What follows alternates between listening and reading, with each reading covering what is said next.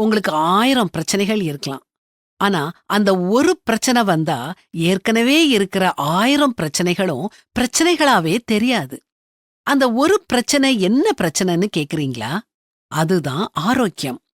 பணத்தட்டுப்பாடு, உறவுகள்ல விரிசல், ஸ்ட்ரெஸ் இதெல்லாமே உடல்நலக் குறைவு முன்னால ஒண்ணுமே இல்லாம போயிரும். நமக்கு ஏதாவது ஒரு நோய் வந்துட்டுதுன்னா, இதுவரைக்கும் பூதாகரமா தெரிஞ்ச பிரச்சனைகளெல்லாம் ஒரு பொருட்டாவே இருக்காது. நோயால உடல் வேதனைப்படும்போது ஆரோக்கியத்தை தவிர வேற எதுவுமே பெருசா தோணாது. ஆரோக்கியம் தாங்க எல்லாமே.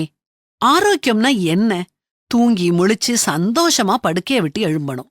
உற்சாகத்தை உணரணும், நடக்கணும், ஓடணும், வலியில்லாம சிரிக்கணும், கஷ்டப்படாம சுவாசிக்கணும். இதெல்லாத்தையும் உங்களால செய்ய முடியுதுன்னா சந்தோஷப்படுங்க. ஆனா நாம இதெல்லாத்தையும் ஒரு பொருட்டாவே எடுத்துக்கிடுறது இல்ல. நோய் வரும்போதுதான் நோயற்ற வாழ்க்கையோட மதிப்பு நமக்கு தெரிய வருது.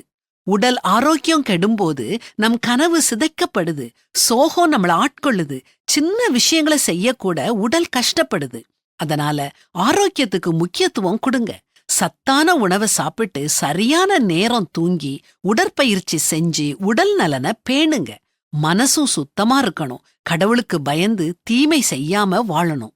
ஆண்டவருக்கு அஞ்சி தீமையை அறவே விலக்கு. அப்பொழுது உன் உடல் நலம் பெறும், உன் எலும்புகள் உரம் பெறும் அப்படின்னு வேதாகமத்துல போட்டிருக்குது. இன்னைக்கு நீங்க ஆரோக்கியமா இருக்கீங்களா? கர்த்தருக்கு நன்றி சொல்லுங்க. உடல்நலக் குறைவோட இருக்கீங்களா? உங்க வாழ்க்கை முறைய மாற்றுங்க. உடலையும் மனதையும் நேர்த்தியா வைக்க அதிக நேரம் செலவழியுங்க. ஏன்னா அது ரொம்ப முக்கியம்.